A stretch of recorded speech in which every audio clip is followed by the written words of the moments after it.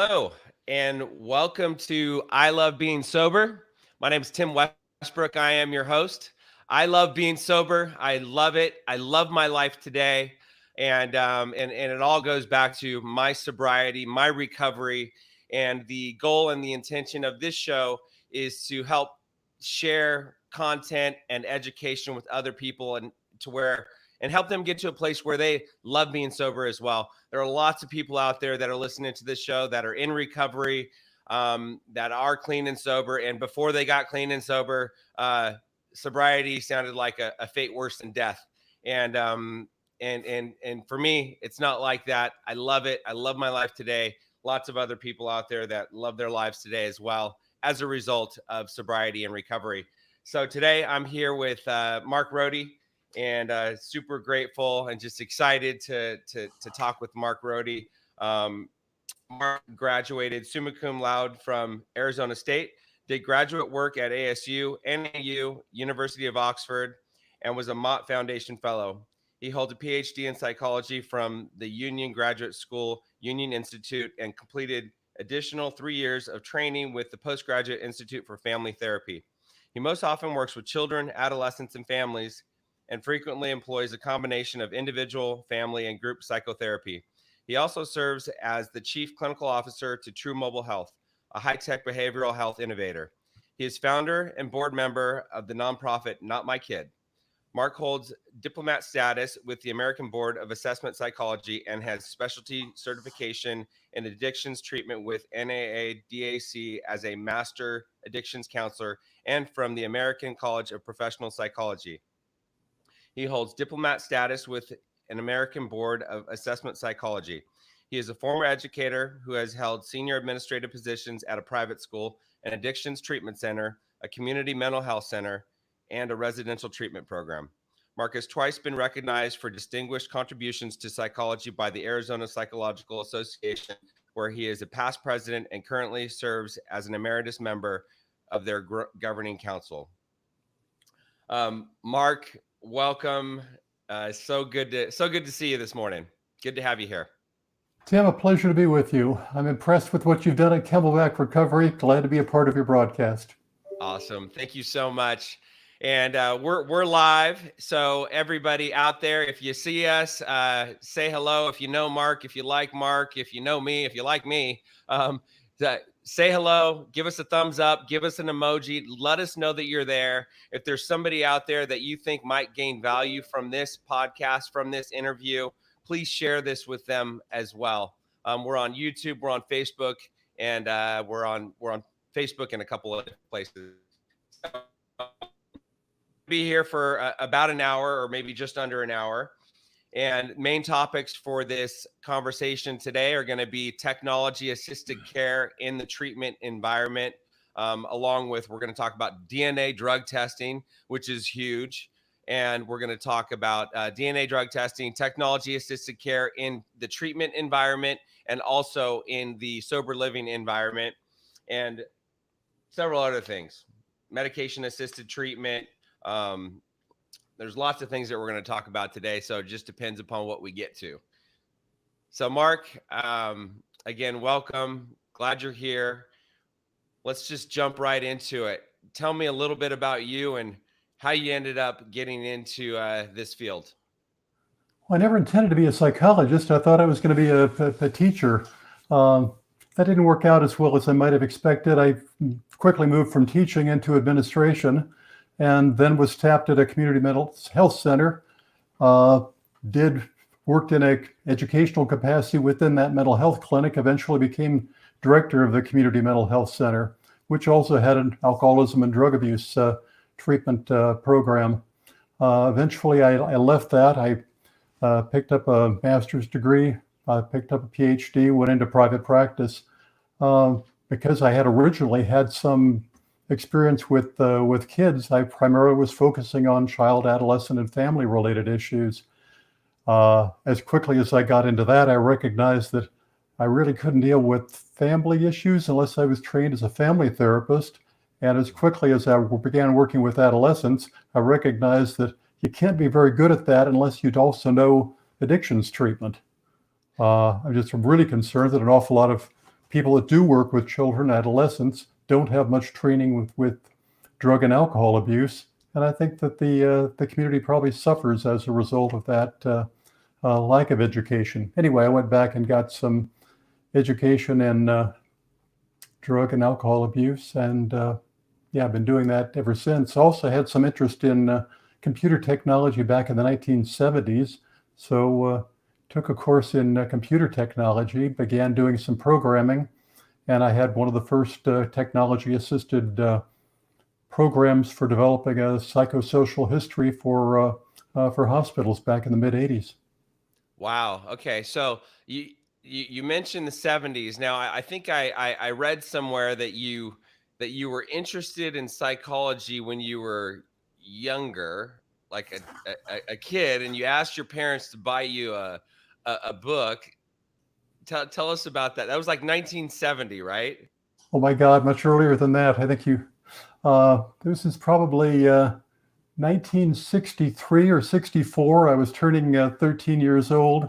My parents were largely dysfunctional. Father's an alcoholic, or was an alcoholic. Uh-huh. So I asked for a book on psychology. Well, Mom and Dad didn't know the difference between psychology and psychiatry. So they found the only book in our very small town that had anything to do with anything. It was a 1951 version of Basic Psychiatry. Okay.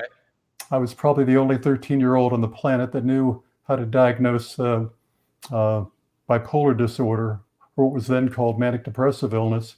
It's rather an interesting book. It talked about things like on the horizon that there was the possibility of being able to use medication for depression, because at that point it just didn't exist. Mm-hmm. And the medication they were considering was intravenous ether, the anesthesia used for surgery. They thought that was going to cure people from depression. Well, the other really bizarre thing in that book, apparently in the 1940s, they believed that most mental illness was caused by focal infections in the intestine. So they were doing surgery to remove part of the intestine in order to cure people of mental illness. The joke later became that they thought they could cure mental illness by reducing the colon to a semicolon. Not a very good joke, but best I could do this time of the morning. Wow, we've come a long ways. There is absolutely no doubt that we've come a long ways. Well, so that you bring up something interesting, which is that they thought that removing part of the intestine was going to cure depression or bipolar or whatever, which, I mean, today I've heard there's that study on mice, or that study on rats, where if they take the fecal matter or the from I think it's an unhealthy mouse or mice or rat, that of an unhealthy, or vice versa. So they the gut bacteria from an unhealthy rat and they put it in a healthy rat, that rat becomes unhealthy, or something along those lines. Have you heard? Do you know what I'm talking about? Sorry, I don't have a clue on that one. Although I can imagine that all sorts of researchers are doing all sorts of relatively bizarre things with mice, and with humans for that matter. Right. Well, it's basically, it's like the mind gut connection. Have you heard that book called The Mind Gut Connection? Oh, sure. Okay, so it's basically your gut has a big influence on your mind and how you feel, right? No doubt about it. So they might not have been on the wrong path. I mean, they might not have been totally accurate, but there's some evidence to support the direction they were headed back then. Well, sure. The mind-body connection is huge, and we can't somehow separate the mind from the body. We are connected. Right. Yeah. And then so you got into psychology at a very early age. You got why do you think you were interested in it? Well, I'm sure it had an awful lot to do with why an awful lot of other psychologists and behavioral health professionals get into the field. We saw the craziness in our family, and we wanted to somehow understand it. I tried to find the chapter that was going to fix my family, and been searching for that one ever since. Right. Okay, so you continued on that path, and you're obviously passionate about it today. And so you went from family count. How did you end up getting um, behavioral health and addiction? The audio that it's coming from you, Tim, is not spectacular. Can you repeat that?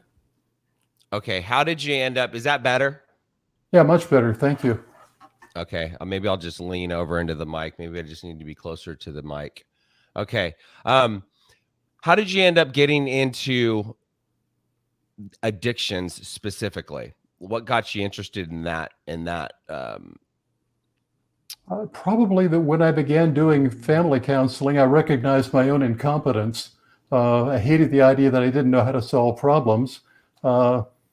So I studied a whole lot more, and then I ran into a guy that you may well know. His name's Hal Nevitt. Yeah, right. Hal's been a friend of mine now since the mid 80s, I guess late 80s. He taught me an awful lot about addictions. Taught me an awful lot that I did not know, and gave me a real sense for where addictions could lead, or where addictions treatment could lead if it was happening right. I also recognized as a normie, I had a steeper learning curve than most therapists that have their own illness in an addictive disorder. I didn't have that, even though I grew up in a family that had plenty of it. I used to joke that I could drown in the gene pool that I was raised in. Right. So and you brought up a good point earlier. Most therapists or most people that work in behavioral health have their own issues, meaning most of them are in recovery of some sort. Drugs, alcohol, depression, whatever. I mean, I'm in recovery. Most of us are in recovery, and it's much easier to, in my opinion, and in my experience anyways, to treat somebody if you've experienced it yourself, or like you were in a family that that suffered from issues, correct? That's my belief. And when I look around at some therapists that came from incredibly functional homes, I'm not sure that they can relate quite as well as those of us that didn't have that advantage. Right. Interesting, kind of paradoxically, but an advantage may be a disadvantage. Right. Okay. So do you think that someone that goes to school, I mean, how much education can someone really get from going to school? I think they get a massive amount of education from going to school, but living it also helps. Right. A lot. Okay. So what? Technology assisted care. Tell us a little bit about technology assisted care and how it works. Well, technology assisted care refers to any kind of technology that is assisting care. And it might be a laptop, it could be a GPS, it could be your smartphone. A lot of times it is moving toward a smartphone. Because I had an interest in psychology as well as computer technology back in the late 70s, early 80s, I began trying to see if we couldn't use the two things together. At that point, I was working in a psychiatric hospital, and it was frustrating that when a new patient came into the hospital, the social worker had to collect social history information and then put that on the patient chart. Well, it took about a week before it was scheduled, another 2 or 3 days before it was dictated, 3 or 4 more days before it got through the typing pool, and perhaps a week and a half or 2 weeks after the patient arrived, we had the information that we needed to be able to treat them, and it was on the patient chart. Well, what I did was, after having taken some computer programming courses, I wrote a psychosocial history that interviewed a patient or a patient's parents. Took about an hour to do that, and within 5 minutes, we had a psychosocial history that went 20 to 25 pages on the patient chart. There's no doubt in my mind that having appropriate information immediately available makes a whole lot more sense than waiting 2 weeks for it. Right. So Especially, availability of information, and specifically availability of information across the entire treatment team, right? oh, absolutely. I mean, some people obviously knew something because they'd interviewed the patient. They saw the behavior of the patient on the unit. Probably they had conversations, and all that information was good. But having comprehensive information, I mean, more information is always better than less information, as long as it's immediately available across the treatment spectrum and throughout the treatment team. Right. I was talking with Dr. Marcus Earl of Psychological Counseling Services a couple weeks ago, and we talked, and he mentioned team therapy and just their program. One of the reasons why their program is so effective is because they use Filemaker, which I guess that's also technology assisted care, right? Their Sure. system is called Filemaker, and literally when a patient or a client is speaking with a therapist, the therapist is taking notes. And then as the therapist is walking from one session to the next session, they send the notes via FileMaker to the next therapist, so they're not skipping a beat. The entire team has information because, as we both know, addicts early on in recovery aren't always 100% honest. Really. Yeah, really. So you can't always just take their word for it. So you need information. So if one therapist has an effective way to pass information about the client to the next therapist, I mean, this is just a way to have information about the therapist across the entire team. And that allows us to provide a better support and a higher level of accountability. No doubt about it. I think what you're talking about is also the advantage of electronic medical records. Uh, if I am linked with a pediatrician who is linked with a psychiatrist and we're all sharing notes, it's likely that each of us is going to have the information we need to more appropriately treat the patient.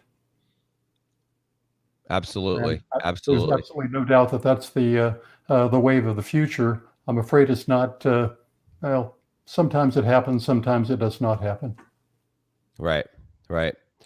And I think it's just it allows it allows the entire therapy team to communicate effectively.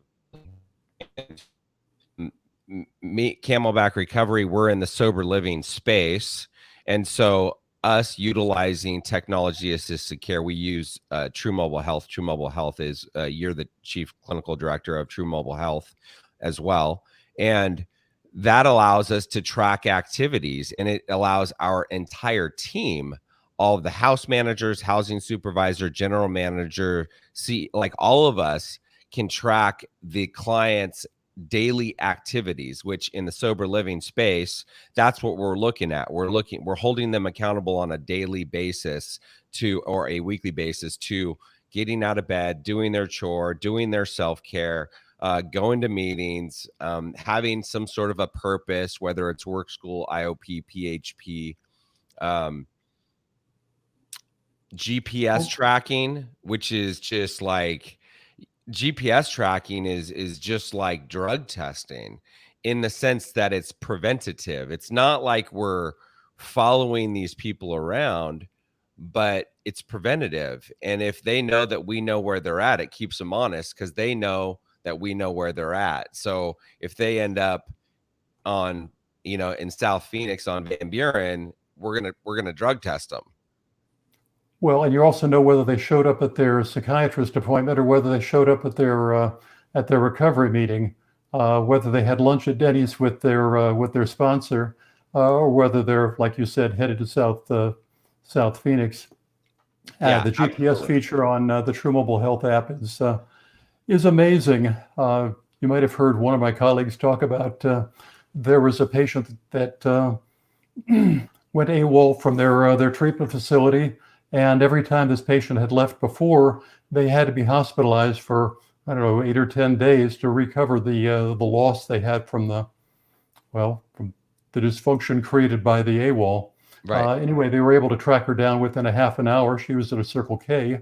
They came by, picked her up, and she happily went back to the facility. I mean, I don't know how many $1,000s we saved just by being able to identify where the patient was. Yeah, and I have multiple stories like that. I mean, we had a guy that was a fella, older fella. He was in his 50s, so not old, but older. And he was in South Phoenix at a bus stop, on Van Buren, incapacitated. And this is not a guy that should be in South Phoenix, passed out at a bus stop. I mean, this is a guy that's not where he should have.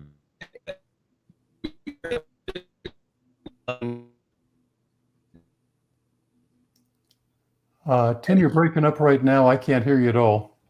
Can you hear me now? I can. Okay. I should have a good connection. Regardless, our client was taken to the hospital, detox. And I mean, who knows? It's like, literally a lifesaver. And there's countless stories like that have happened. So the GPS tracking literally is a lifesaver. And we've seen it multiple times.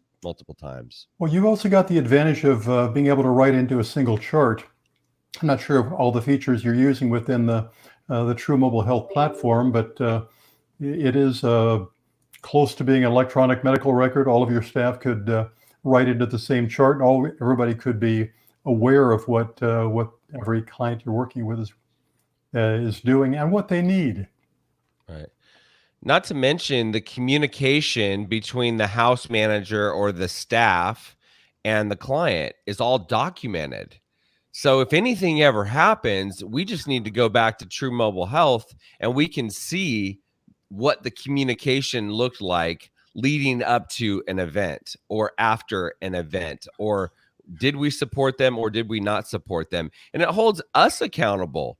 It holds the recovery program accountable, because we know that everything is documented and available for the world to see if the world needs to see it.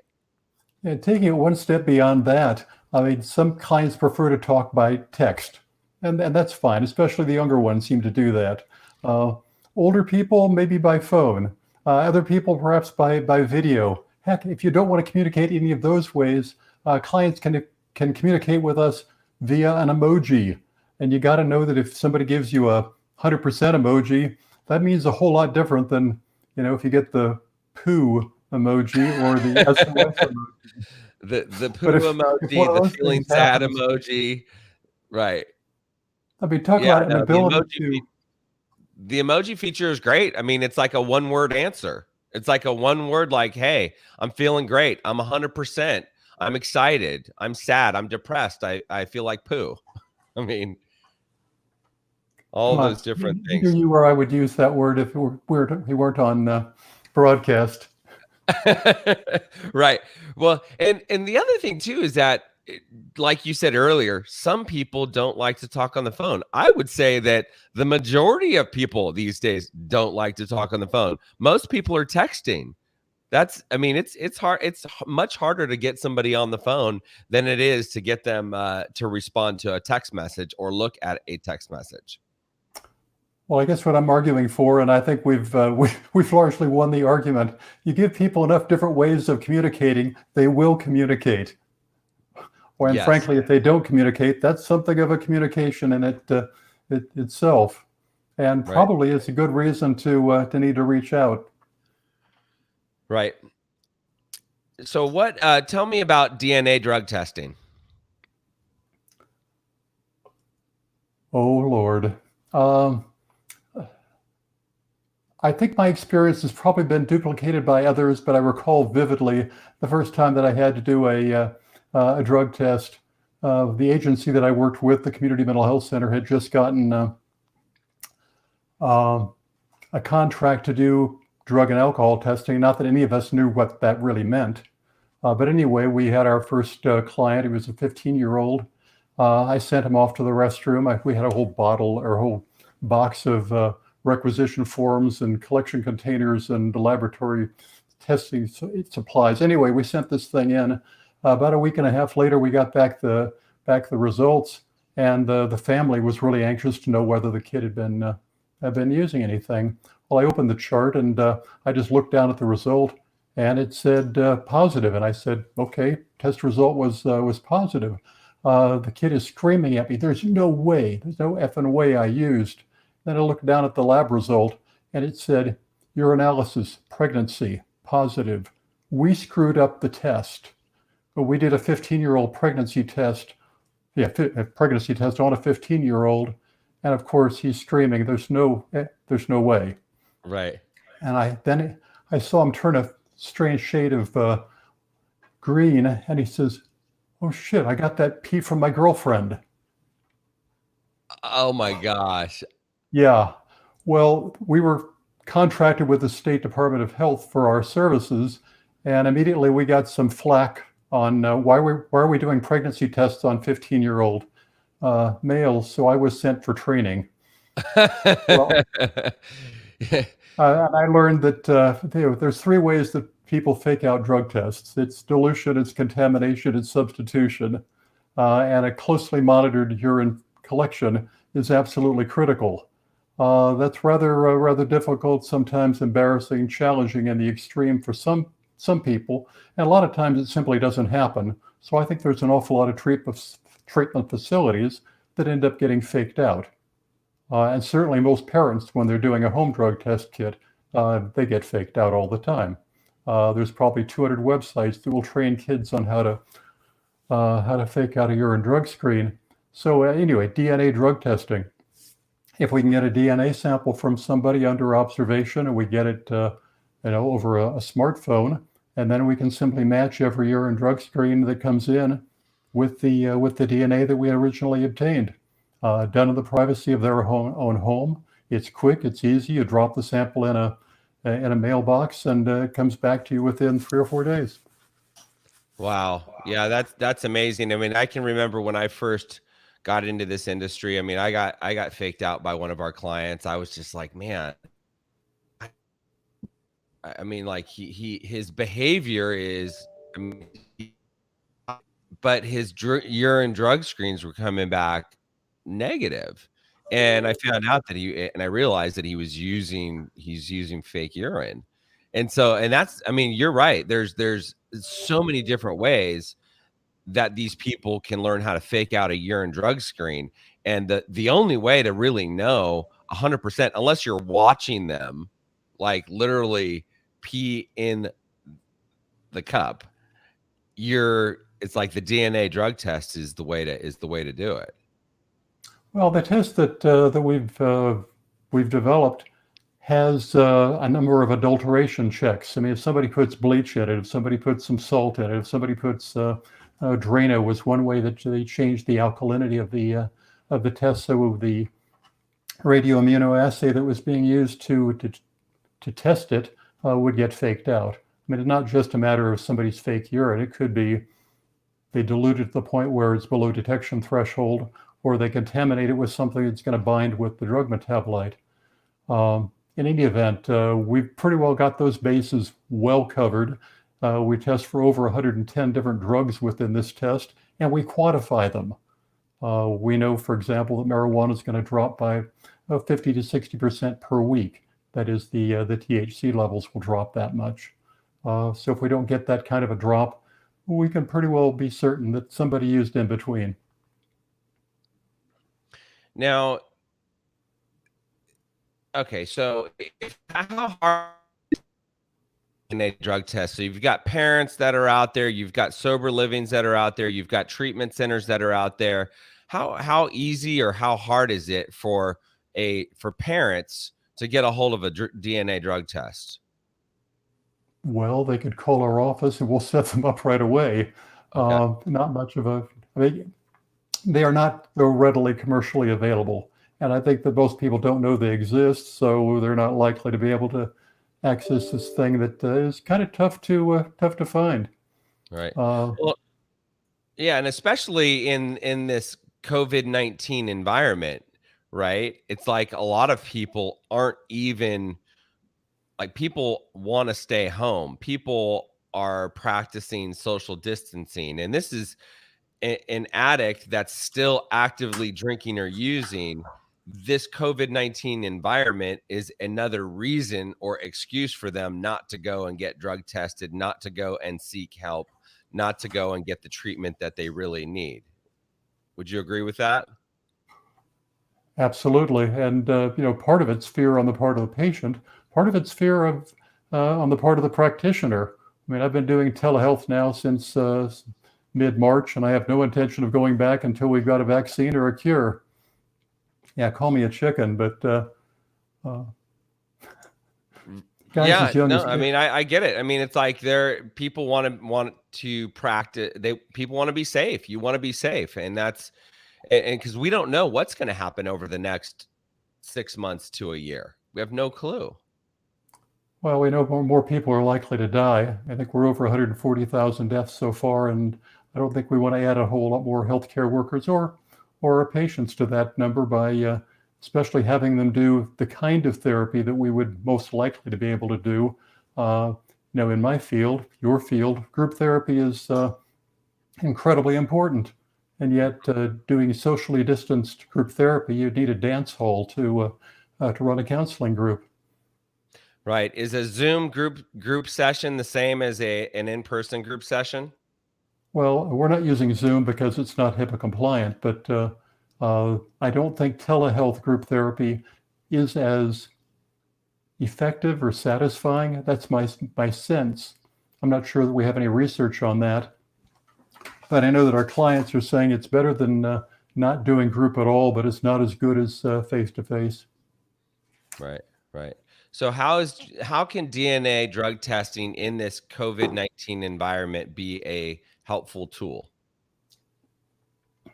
Well, we get the knowledge that we need to have about whether somebody's used it or not. Mm-hmm. I mean, and in fact, we're operating blind if we don't have some ability to detect whether use is happening or not.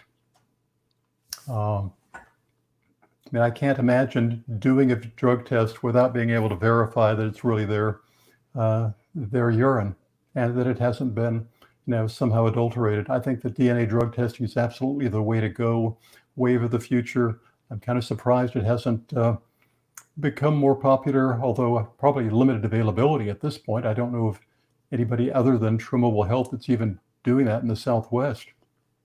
Yeah, I don't know of anybody else that's offering the DNA drug testing besides TrueMobile Health. And we'll leave the the TrueMobile Health contact information. We'll leave in the comments below after this show is over. And anybody out there, if you have any questions for Mark Rohde or myself about DNA drug testing or technology assisted care, this is being recorded live so we can see your questions.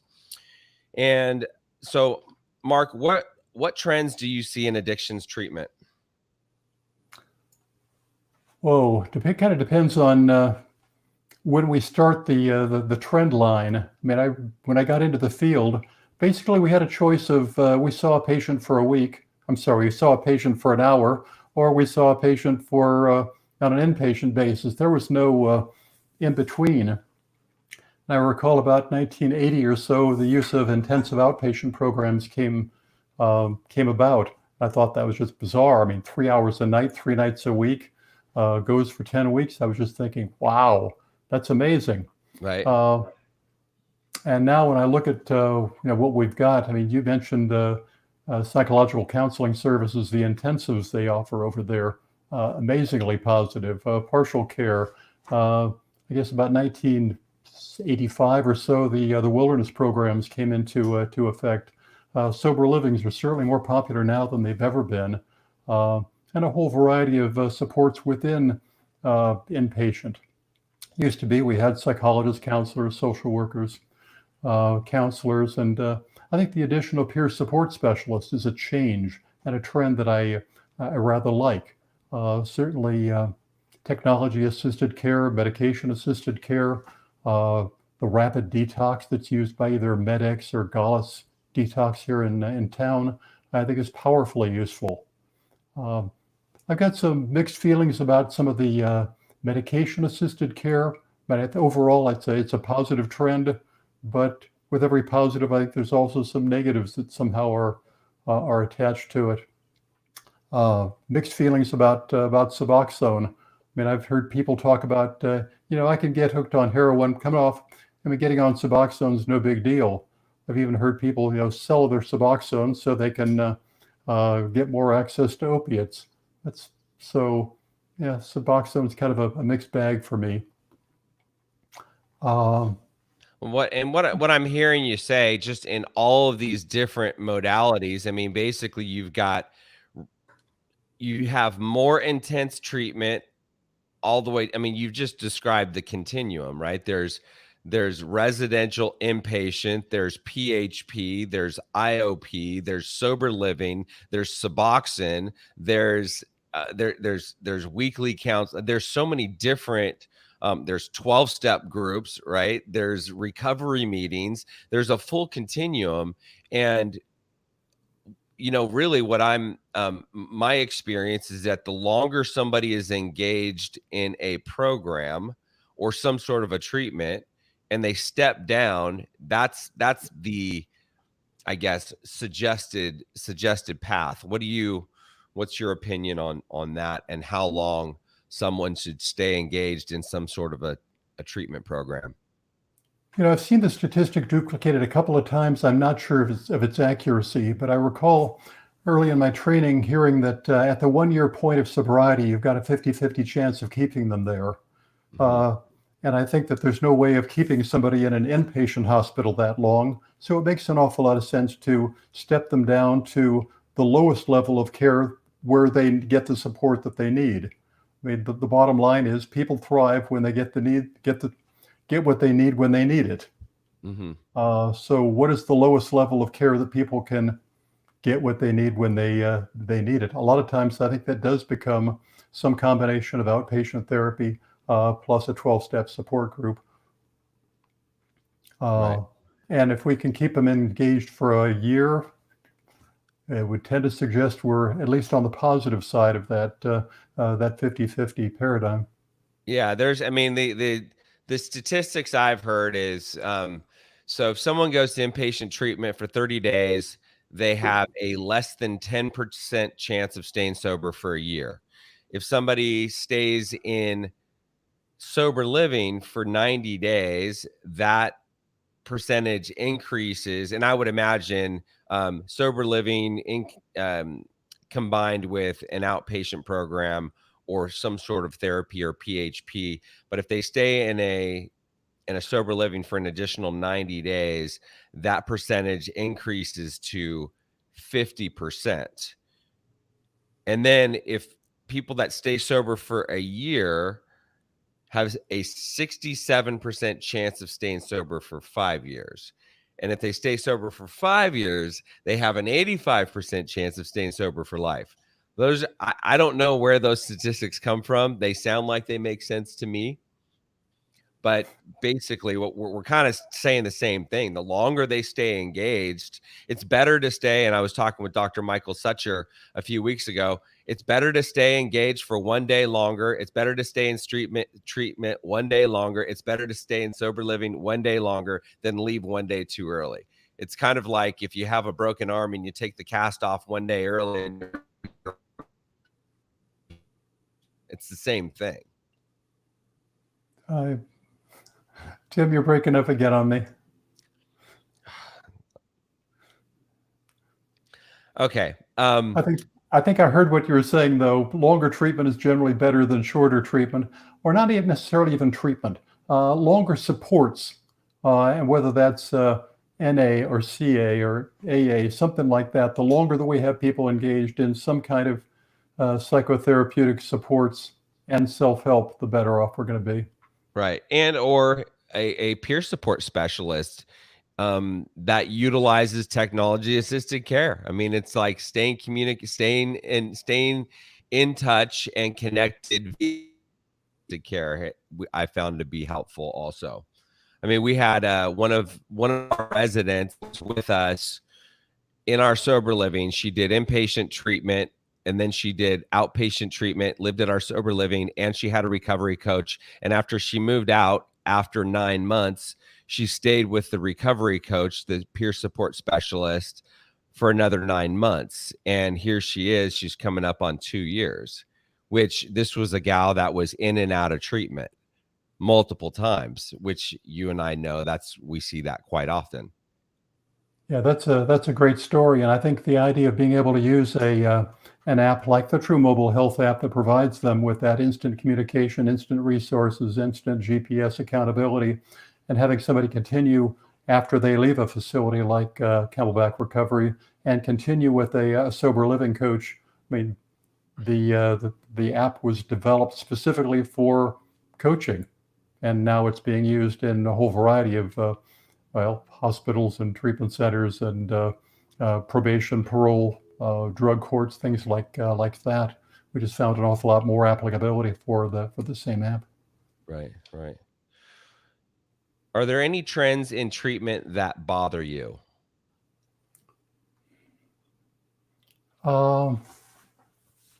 Yeah, probably. I mentioned earlier some anxiety that I have about Suboxone. And it's not necessarily the medication itself, but the way it's being used.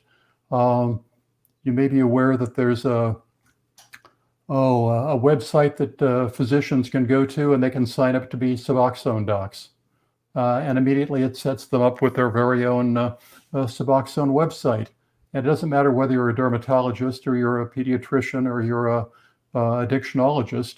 The community is not necessarily going to know that you don't have much of a background, but the nice people at the Suboxone company have been very willing to help people develop their practice, irregardless of their expertise. Wow. It seems like Suboxone's a powerful drug. And it seems like that it would be appropriate for there to be an additional certification or some sort of additional training required to be able to prescribe Suboxone and treat a patient that needs Suboxone. Well, my understanding is that additional training is required, but it can all be online. I mean, all the training has become part of technology-assisted protocols. Right. So they can get their online certification, which doesn't necessarily mean that after their, I forget it, is it 4, 6, 8 hours of training? I'm not sure that they're exactly steeped in the mores of the recovery community. I'm not sure that they know community resources. I'm not sure that they have existing networks with other kind of providers, or whether they even believe in Alcoholics Anonymous. Right. It just seems like, yeah, it's a medication, but holistic care suggests more than just giving somebody a pill or an injection. Right.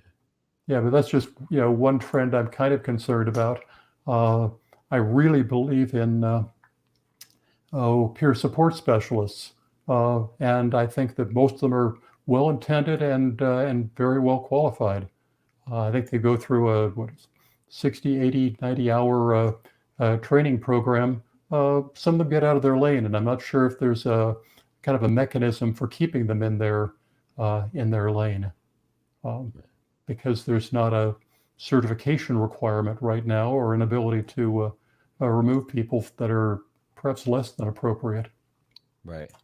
I mean, 99% of them, I'm sure, are really, really solid, but not always. I'm also concerned that some of the doctors that are prescribing, things like buprenorphine, I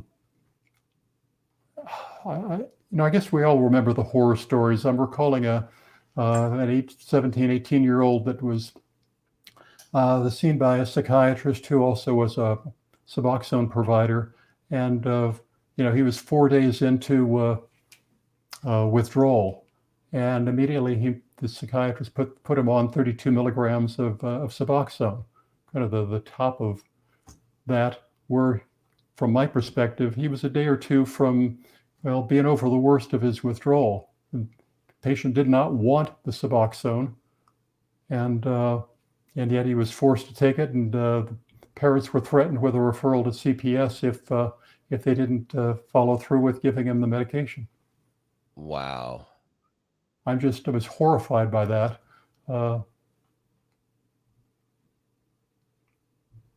mean, I don't know what to say about that. Yeah. I heard the same story from the parents as well as from the kid. And again, most psychiatrists are absolutely solid, ethical, good people, uh, and well intended. I think both Suboxone providers are very well intended, but I do think there's perhaps a lack of training among some of the people that are prescribing it. Why do you like the idea of a peer support specialist so much? Oh, that's an obvious one. Uh, if you're a normie like me, you may not relate as well to a patient, and somebody who's a peer support specialist. Uh, they've been there. They absolutely know the territory. They probably know the meetings better than I know the meetings. Uh, and I think they may well be able to network within the recovery community to get people exactly what they need. They also may be able to help them with things like jobs, different vocational opportunities, the exact right meeting. Right. I mean, I'm a huge believer in recovery coaching or peer support specialists as well. And it's like, what is the difference? Because a lot of times people say, well, I have I have a therapist, I have a sponsor. Why would I need a recovery coach or a peer support specialist? Do you have an answer to that question? Yeah, frankly, I see many of the same roles being fulfilled by a sponsor and a recovery coach, but I know that the recovery coach is, being paid, and they're less likely to. How do I put it? Sponsors are not always there 24/7 when you really need them, Right. and the peer recovery coach is more likely to do it because literally it's their job. Sponsors may have 4 or 5 or 6 or 8 different sponsees, and they may have some challenges in their own lives that prevent them from being always attentive to their sponsees. Again, the sponsorship model within the 12-step community is spectacular. I mean, it has massively changed the recovery community over the last 80 years. Right. But Yeah. And if it's your job, you're going to be attentive to it. yeah, your point, I mean, a sponsor has other responsibilities in life, right? They have a job, they need to actually like their job where they make money to support themselves. They might be married, they might have kids, they have other things going on in their life where literally a recovery coach gets compensated to be a recovery coach, and a sponsor is more so geared to, or the purpose of a sponsor is to take somebody through the steps for that specific 12-step program. Whereas a recovery coach is going to help a person in other areas of their life as well as recovery. And it's self-care, job, purpose, how to communicate with your parents, how to communicate with, whatever. There's lots of different things that a recovery coach can do. Well, I'm aware that the training of recovery coaches is general behavioral health. It's not just recovery from drug and alcohol related things. So they will cover the waterfront more than the sponsor is going to. Right, right. Although the wisdom coming out of an awful lot of sponsors is amazing. I would agree with that, and not all of them, but a lot of them. The wisdom is amazing, and they are just. I mean, my sponsor has been amazing, an amazing part of my recovery, an amazing part of my journey. However, there are sponsors out there. I mean, for example, I heard of we had a sponsor ask one of our residents at one of our homes to borrow $10,000. And it's like, whoa, that, and so somebody that's newly in recovery that hooks up with the sponsor and the sponsor asks them to borrow 10 grand. I mean, that person's not going to stick around. They might not stick around. They might not believe in the 12-step program. You know what I mean? That's a reason for somebody to turn around and say, you know what, the 12-step program doesn't work. my sponsor asked me if he could borrow $10,000. I mean, that's crazy. Whereas a recovery coach can come in and say, hey, let's find you another sponsor. Well, and they have to adhere to a code of ethics, and I'm not sure if there's a code of ethics for sponsors, but I know there is for recovery coaches. Absolutely, absolutely. So you spoke earlier about utilizing technology assisted care for inmates. So tell me a little bit about that, because I've heard about that, but I don't know anything about it.